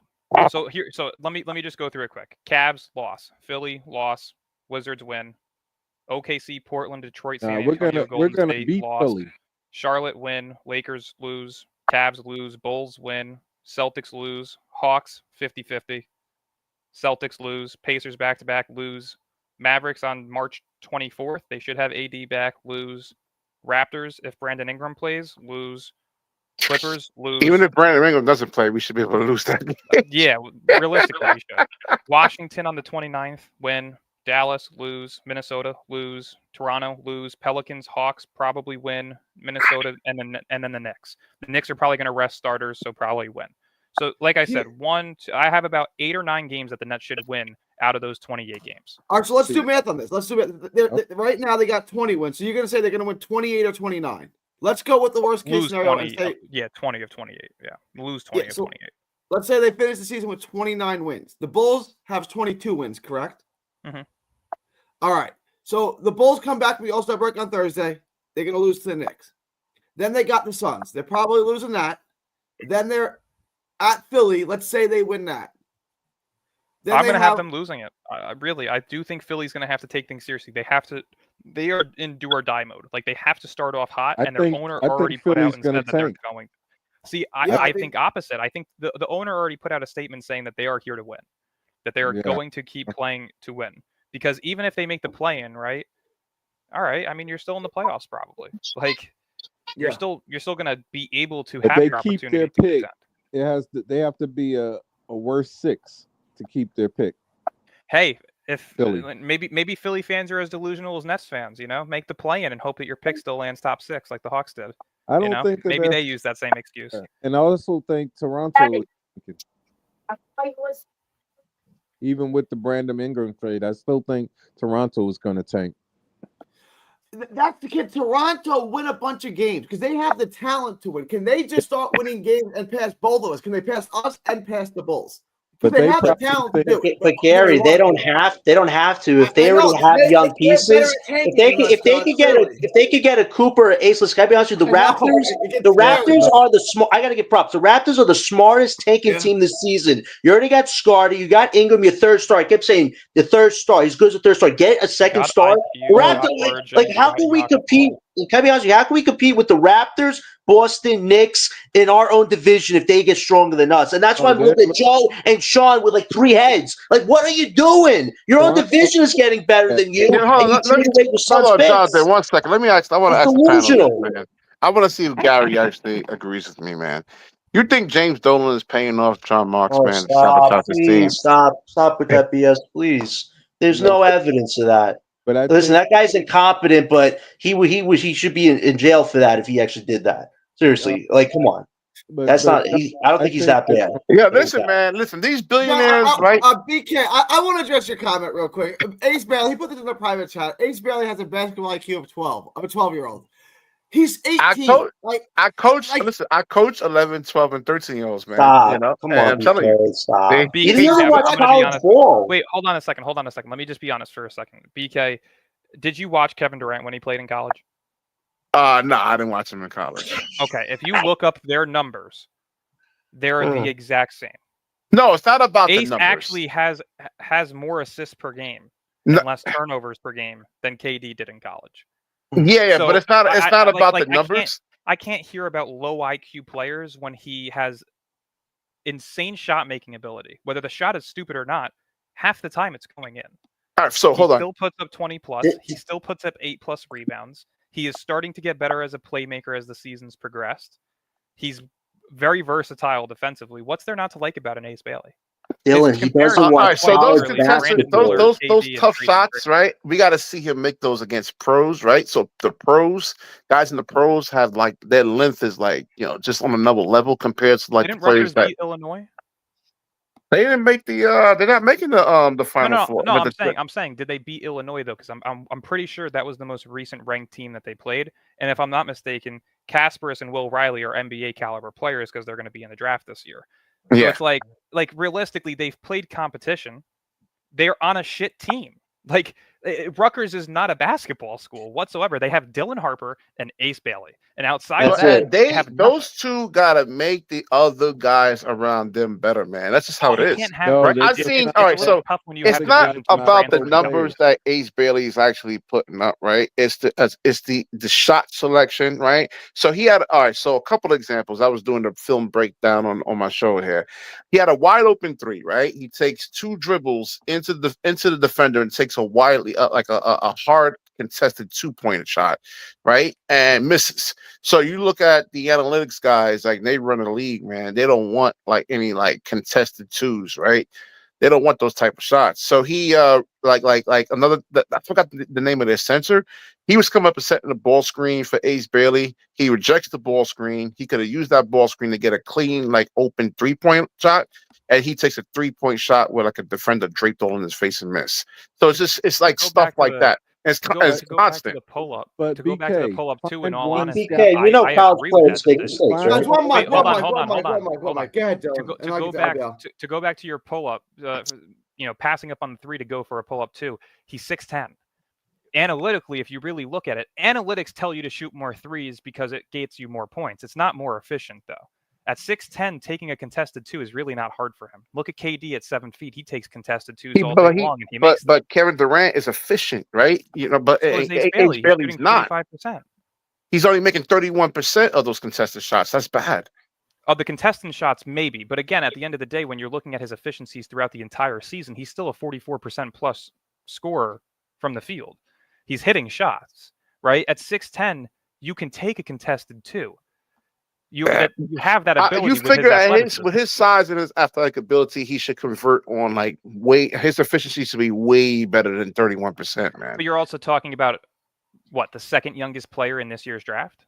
You gotta watch the games. That's the thing. I broke it down. I did a film study. I did. There was another one. He had 3 players draped all over him, and a wide open guy. He still shoots the basketball. Now, when you take shots like that when you play basketball, You know, Cam I don't Thomas know if any. does the same thing, but we all love him. No, Right? but that's exactly he's not doing that Every anymore. great shot maker takes bench. Iverson. I'm not comparing him to these guys. I'm not saying he's Iverson. I'm not saying he's Carmelo Anthony. I'm just saying every great shot maker, Carmelo, Iverson, Kobe, they all took Harden. They all take very questionable shots too. Like, No, I very don't mind. questionable Listen, shots. hold on. I don't mind those shots with 7-8 seconds on the shot clock. Is when you take those shots with 20 seconds on the shot clock and you don't move the 10 seconds on basketball. the shot clock. That's when it's a problem. I hear you. I hear you. Yeah, that's when it's And a that's why problem. I'm saying though, at a young age though, like that, it makes sense. You're not going to see perfection from an 18-year-old, especially from shot making ability. No, but you should move the basketball, right? And he should be more predictable. He should like look the pass more, right? So he can actually throw the He defenders doesn't off even. balance. They don't even play him in the offense a lot of the game. If you But really the watch, offense is so antiquated. The offense was like they run a 1990s Yeah, offense. Rutgers. It's if you poor watch coaching. their It's a poor games, it's roster. lucky he scores 20. I'm telling you, because Dylan has the highest usage, and then all these other guys are shooting that shouldn't be shooting, and then Ace bails them out a lot of times. Well, again, like if you're going to be a number 2 pick, right? I mean, they're expecting you to carry a franchise. So Ace Bailey has to direct guys. He has to be like that point forward somewhat, especially when Dylan Harper was actually injured. He needs to like navigate the offense, move guys, call for ball screens. That's the stuff that he actually has to do. That all And comes with age, though. yeah, That also comes with the right system. I right? just don't know Like who's teaching like these guys how to play basketball, man. I'm just Rutgers coaching staff. Like Rutgers is not Definitely not the equipped. right He's coaching not doing a staff. great job. He's not doing a great Rutgers, job. Rutgers blows, dude. Like Rutgers does not have a team. Like they have Division II transfers on their team playing minutes. They have a coaching staff that is very mediocre. Like they're not getting the best learning experience. It's not like Ace Bailey went to Kentucky or Villanova or Gonzaga or Duke or UNC. Like he doesn't have the proper teachings right now. It's more so them just going out there and doing their thing. And realistically, as a college player, when you have that level of talent, who gives a shit? You know you're going top 5. And so lately it's like they've been starting 4 freshmen too. Yeah. I don't know. For me personally, Ace's floor is Brandon Miller, and his ceiling is a guy like Tracy McGrady or KD. So it's like when you're thinking of a draft, you always draft based on talent and not need, especially if you have multiple picks in that draft. Like your first pick is going to be positionless. It's going to be the best available player. So I said this on BK show back in the day when I said I would take Ace over Cooper. I said there's going to be times in this offense where Ace doesn't look like a mesmerizing, generational type of player, but he is. But this offense, it's not designed to make him look good. It's like a 1990s two guys on the block. Like the best play they have is floppy action for Ace. Like that's their ace in the hole, right? Like it's just not a good offense. Yeah, like for me personally, it's the same excuses that I heard coming out of the draft for KD. He's too skinny, his shot selection's poor, he can't play make, he's too frail. Like these things we've heard so much in the past. The same thing was heard with Brandon Miller. So well, it's also the defensive lapses. I was doing that on the 2 film studies I did over. Yeah, he definitely needs to improve a bit defensively. He's definitely more. He's a little flat-footed for a guy. Right? That's that yeah, athletic. and right now you can actually target Ace Bailey. Like you can actually target him, and that's bad, man. What do you want to do? I agree with you, but like, is he going to guard bigs or is he going to guard wings in the NBA? Now he can't guard either. He can't guard bigs. And Weight even the regiment wings. program. BK, I told you this weight regiment program. All right, how'd that work out for Claxton? Claxton is a fashion model. Ace Bailey isn't going to be wearing no fashion gear. He's going to be in the gym. We don't know that. We don't know that. We don't know that just yet. Yes, how do you mean we don't know that if he's going to be the 2nd or 3rd pick of the draft? Of course he is. Well, look at Ben Simmons, right? He's a developer. Don't bring that guy up. Please don't bring up that con job, BK. He's one of the biggest con jobs in sports history. Oh yeah, he did. Listen. He did con us, right? Well, look how he looked with the Clippers, and look what he did. Clippers aren't He held going back. anywhere. Hoops. BK. The Clippers are full of a team who could be at the YMCA. No. He was holding back. Listen, fuck Ben Simmons right now, man, because he was holding back this whole damn time. Even when he was healthy, right? He wasn't playing hard. Right? He didn't want to be here the whole time, man.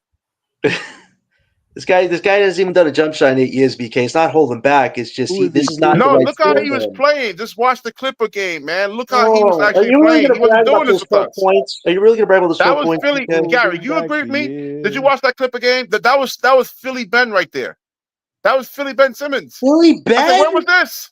What are you When was talking this? about? Come on, Hoops. Stop. I know you don't like that anymore, but this guy's nowhere near he used to be when he Let's get came back into the to Gary. league. No, Yeah, I come on. said just Jonathan, look at the Clipper game, right? Just take the emotions out of it. Look I'm at the not looking Clipper at it. game and then go watch highlights of Philly Ben, right? The same. He was being aggressive, going to the rim. Not. I was like, where was this at? I said, where was this? BK, you know what I saw this season? I saw the guy with nobody guarding him dunk the ball, and he got That's blocked what I'm. with a He freaking didn't want to be rim. here, You're Jonathan. telling He me to didn't look want to at the be here. Clippers? Come on. You're gonna He's see. not You're good gonna at this anymore. How much Back to money the you want to topic. bet? You're gonna see a different back Ben to the with the topic. All right, Clippers. guys, let me try to get this about 100 again. We went a little off tangent. Yeah, But thanks, Gary, BK. what's your perspective of that? You watch that Clippers Ben Simmons thing. What was he holding back? I mean, you make a fair point. Like, you make a fair point. I never questioned Ben Simmons as a player. Like, I've always thought he had a lot of upside, a lot of things he can do to help a team. Was he holding back in Brooklyn? I don't know, man. It certainly looks that way. It looks that way. Yeah, It's just been go watch the Clippers. I'm like, my mouth dropped. I'm like, what the fuck? I said, where the hell was this at? I said, where You was were reading this? too much into that little performance he gave. No, Seriously. man, Jonathan, Yeah. you don't understand. No, you don't. BK, let's see if Ben Simmons does this, because he had games He with the does Nets. this Like, I feel like he consistently. played well. Let's see. I'm gonna be Let's so see how pissed. many games in a row he can do this without getting hurt. But let's see. And I'm mad at Sean Marks. Listen, man, he needs to make this into a world-class organization to where guys wants to be here, man. Mikal Bridges didn't want to be here, and Kevin Durant got ask out. I mean, you got to fire Sean Marks, man. I mean, if Ben Simmons returns to his former self. All right. All right, you want to address the Cooper Flag thing, Gary, before we wrap it up? The Cooper Flag thing. I know you want to talk about that. He probably doesn't want to come to Brooklyn. All right, let's do Cooper Flag and then we'll wrap it up. Cooper Not funny. Flag would love to come here. Cooper Flag. I have to wrap this up, but we'll close on this.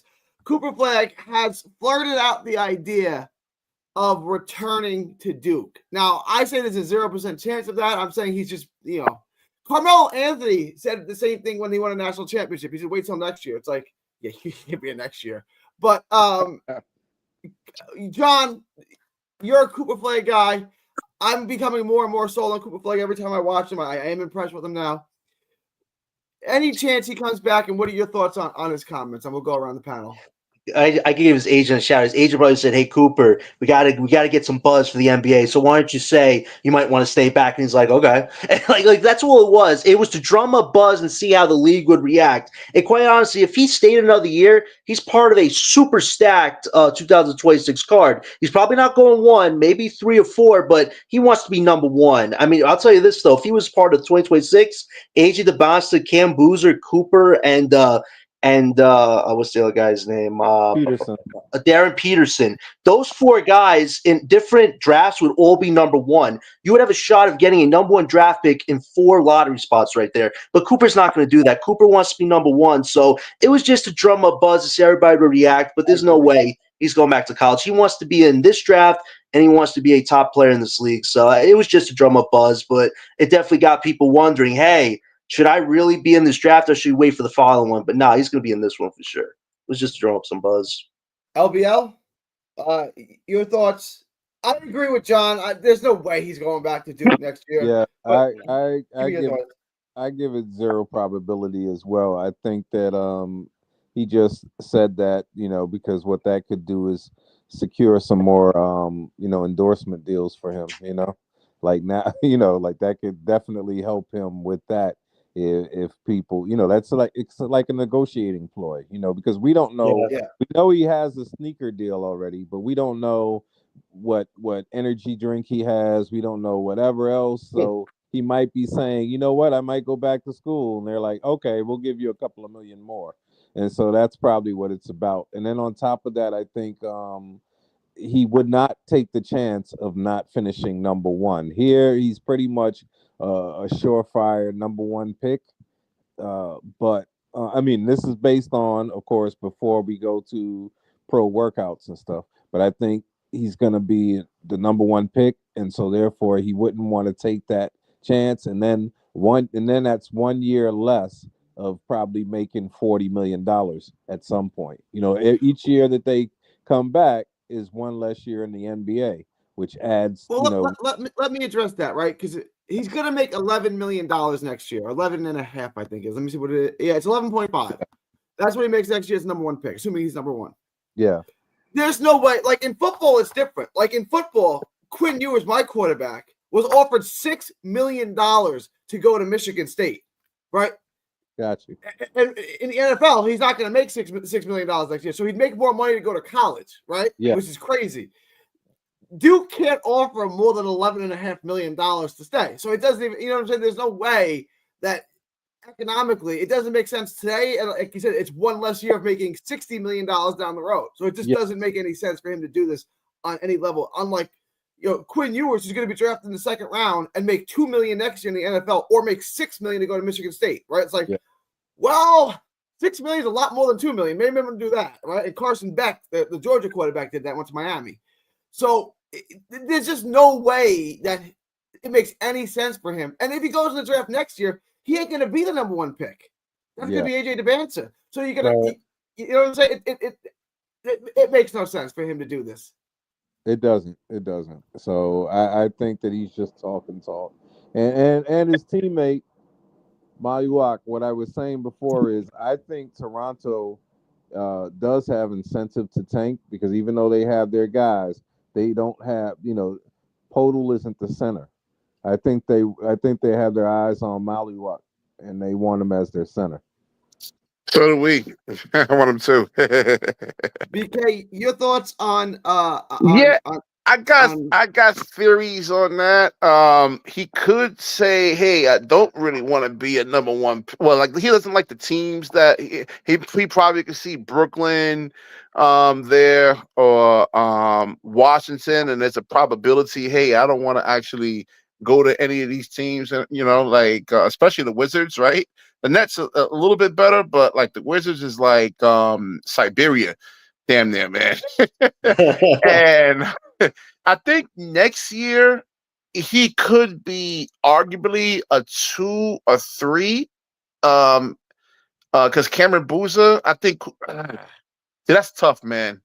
Yeah, he would give up a lot of money, but maybe he just doesn't want to go and carry a franchise like that. You know, he doesn't want to be like a number one option. He wants to be like a number 2, right? He knows where his strengths is right now coming into the NBA.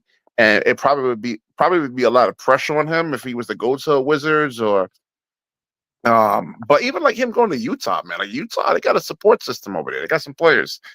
But to me, he could say it could be. I agree with LBL and Jonathan, but it could be like where they he's looking at it from like, hey, I don't want to go to like the Wizards, man. Like hell no. I think everybody does. Disagree with you there, only because I think if he didn't want the smoke, he wouldn't have went to Duke. I think. But look at the players that surround him, though. He has a lot of help. He also emerged as the top player, even though they had a lot of top prospects, right? All right, but look, all right. Look how bad Dylan Harper and Ace Bailey looks, right? Because they don't have like good shooters or anything like that, right? So you need like good shooters, guys who can actually guard. Right, if Cooper Flag went to, let's say, Rutgers by himself with those players, he wouldn't look that good right now because they could just like, you know, But one of the attributes that I do find commendable in Cooper Flag is he seems, unlike Anthony Edwards, very unflappable. Like nothing bothers him. So I think that will serve him well as the number one pick this year. And I think that, you know, it doesn't make business sense for him to wait around another year, you know. So I think he's coming out, and he's coming out number one. Yeah, and he'll go to the Wizards as well, because Wizards might be, you know, they might. It's probably the worst. The Wizards are the worst organization in the league, dude. Yeah, they're not putting that star on that organization. Like they tried it with John Wall when John Wall was all the hype, and look, John Wall was great. He didn't pan out to be one of the great players of all time, which a lot of people thought he would be, but John Wall was excellent. And they let Washington try that, and that experiment failed. They're not putting the great white hype on Washington. I Yeah, promise you that. LBL, picture that. You were number one pick, right? Do you want to go to the Wizards, man? Think about that, man. Think about that. Would you? I think put yourself in his situation. You're the number one pick, and there's a like a 40% probability that you can go to the Wizards. Would you stay in like college for one more year and just forget that?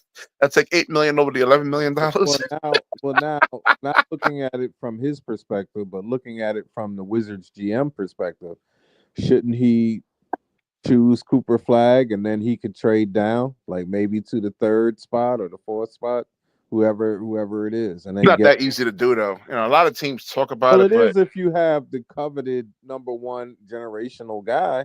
It is coveted like that, right? If you're out of the top three, and then you trade down, you could get something. I think doesn't the Spurs have 2 picks and someone else have 2 picks? They got 2 first-round picks here, and it's probably gonna be 2 lottery picks. And OKC has 4. Yeah. Let me try this last question, and then I gotta wrap this up. I'm already like 10 minutes late. BK, projected win total. We're at 20. How many games do we win this year? like 24, 25. Okay, so it's gonna get real bad in the second half of the year. All right. Yeah, we'll see what happens with Cam Thomas. I think he's coming back though. Actually, let me put 26. 26. 26. BK, LBL. BK says 26. What says you? I say 27. All right, so we're all going to be about the same. John?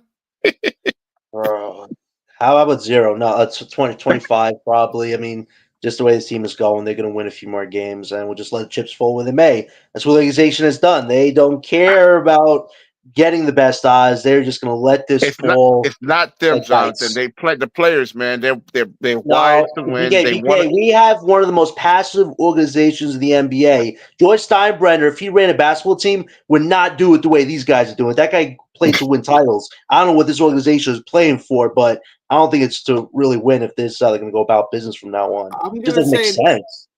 I'm going to say an even 30. So we got 26, 27, 25, and 30. 30. Ooh, 30? Oh, Gary. 10 and 19 in the second half of the season. 10 and 19. Hey, I'm changing mine to 32. Oh, see, yo, you guys might make Dylan an alcoholic, man. If he heard this right now, like he popped the booze right now. He really would. Just like the number from the Raptors. Dr. J's number 32. 29, 27 in the chat. I think they're gonna look. I think the best that they can do is 10 and 19, and I think they're gonna try to win every single game they can and leave none on the table. And I think that's 10 and 19. And listen, fire Jordy Fernandez if they don't get the number 1 through 3 pick, because he's a part of this too, man. All right, John. When do you want to come back? When do you want to do? Wednesday. What's the game? The game's on Thursday, right? Yeah, so we'll do Wednesday. We'll preview Wednesday. Yeah, let's do preview Wednesday. That's fine. Then we could do the game on Friday. All that. All right. Listen, I'm doing a show tonight. It's going to be on a second round top power forward, Maxine. I forgot his last name or something. I forgot the guy's last name. But 7'1", 250 pounds, can shoot, can play make, could possibly replace Noah Clowney, man. So look forward to that tonight. I gotta go. Why are we? Noah Clowney is like 19 years old. He's still like. Why are we replacing Noah Clowney? He doesn't because this dude over here is taller, bigger, like from a physicality standpoint. The play make. Well, why can't he do that? Like, is he a 5 or is he a 4? He's a 5, right? He's a 4. He's right now. He's a power forward. Okay. 7'1". Listen, Gary. 7'1", 250 pounds. Why can't we play both of them? Why is it one or the other? Why can't he play the 5? I mean, we got Nick Claxton playing the 5. No one's softer than Nick Claxton. Why can't this guy play the 5? I'm gonna do the film study on him, and we'll see if he has quick feet. If he gets switched on to guards, can he move laterally? We'll see. I already looked at a little bit of him, but we're gonna get more in depth. Maxine, I forgot the guy's name. He's in the second round though, and he's slated to be picked up by the Nets. Maxine Renaud. Yeah, Renaud. Yeah. Yeah, he's not that good. He's not that good. No, oh my gosh, he's decent, but he's like, he's not. Sorry. Well, I'm not asking him to carry a franchise. I'm not saying he's I gotta Paulo. run. I am 17 minutes late. I've been getting the evil eye from my wife for the last 15 minutes. I just want to end Go. in 17 minutes. I know. Listen, I got the same thing, Gary. I get it. I gotta run. All right, man. All I'm right. gonna come in here Good with a show, wooden spoon and start everybody. hitting me. I gotta go. All right. All right. All Good right. show, everyone. All right, man. Really, Peace. Peace.